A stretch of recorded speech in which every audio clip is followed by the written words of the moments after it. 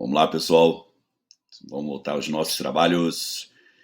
Nesse nosso encontro de hoje, a gente vai tratar do afastamento cautelar do agente público e de que forma o STJ vinha se manifestando e qual o cotejo que poderemos fazer com a nova lei de improbidade administrativa. Esse ponto aqui, penso que não haverá tanto a ser questionado, porque alguns dos pontos mais relevantes o legislador acabou encampando o que o STJ já vinha fixando como entendimento. Um outro ponto que para mim ainda resta a necessidade de acolmatação, mas a princípio a gente não vai ter grandes problemas nesse item. Fechou? Vamos lá. Primeiro tópico que eu quero trabalhar com vocês, eu vou colocar aqui na tela. Primeiro tópico é: para o STJ, o afastamento cautelar, como o próprio nome faz supor, né, é uma tutela provisória de urgência, e, portanto, é imprescindível a demonstração tanto do fumus boniuris quanto do periculum in mora, até porque são os requisitos indispensáveis para toda e qualquer tutela provisória de urgência. Coloquei aqui alguns julgados, tudo bem que são julgados aí de 2011, mas são julgados que eram diuturnamente reproduzidos no âmbito do STJ.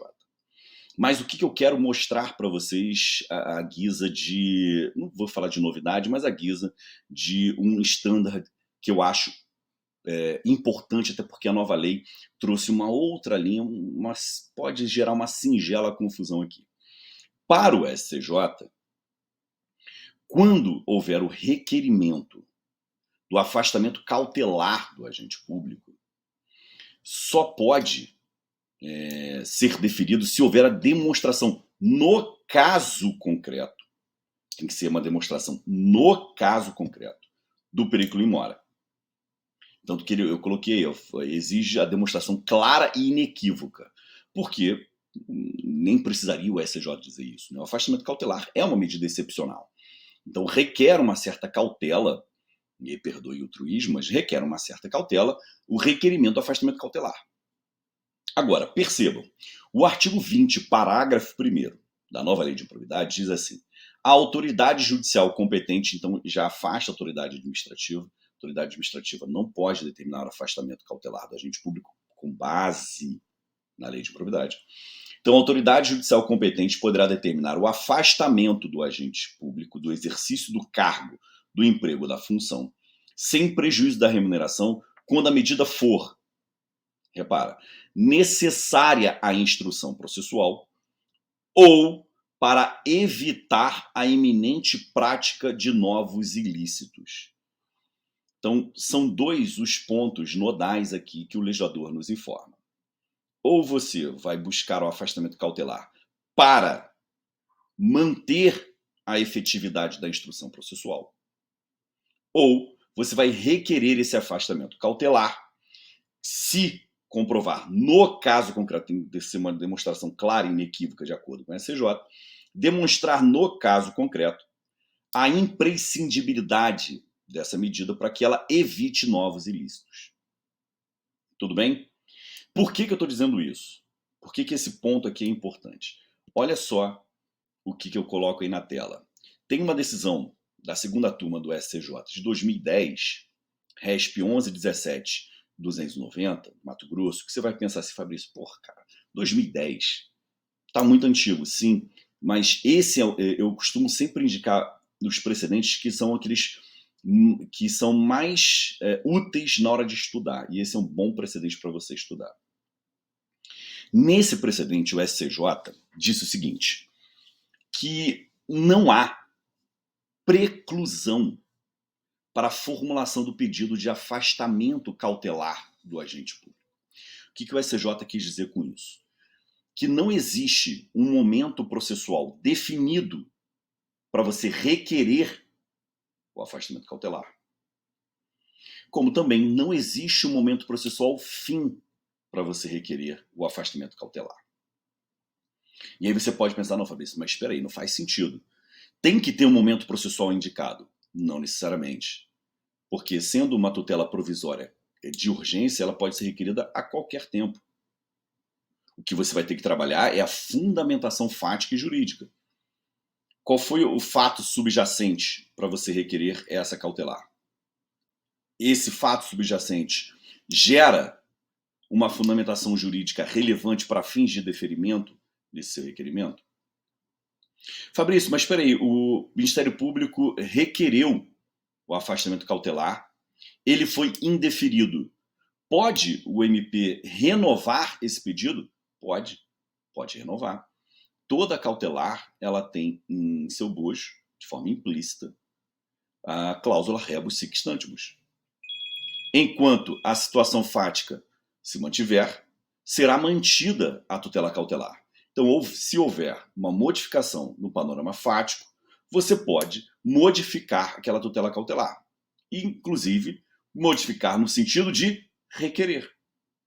Então, se eu obtiver um afastamento cautelar e ele gerou ali os seus efeitos naturais, eu posso, a posteriori, pedir a renovação, desde que seja com base em novos fatos. Da mesma maneira, se eu formulei o requerimento de afastamento cautelar, ele foi indeferido, e quero renovar esse pedido, não pode ser com base nos mesmos fatos. Eu tenho que trazer um novo supedâneo fático para poder requerer essa medida. Ficou clara aqui a ideia?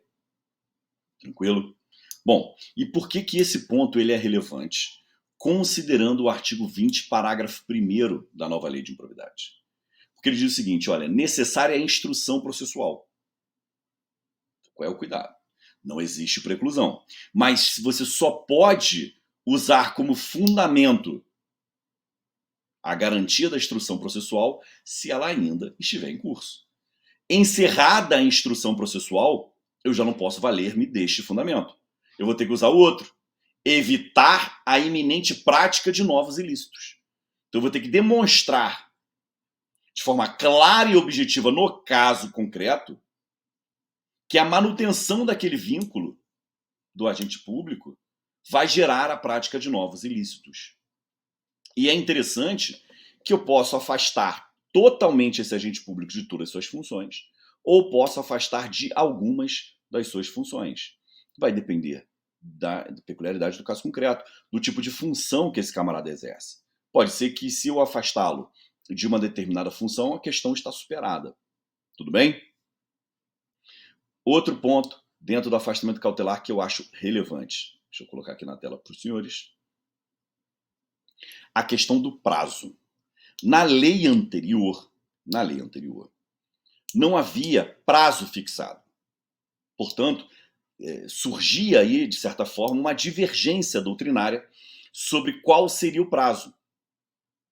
A despeito de toda essa divergência doutrinária, o STJ ele tinha fixado já uma tese jurídica consolidada. Está aqui, ó, tese número 6 da edição 40. Aqui está 20, parágrafo único, porque é o da lei anterior, claro. A tese do STJ era, por ser uma medida excepcional, esse afastamento cautelar poderia durar 180 dias, sem prejuízo de eventual ampliação, sem prejuízo, presta atenção, de eventual ampliação, considerando a fundamentação adequada e específica, não só do requerente, como e principalmente do órgão jurisdicional. Então eram 180 dias que poderiam ser ampliados.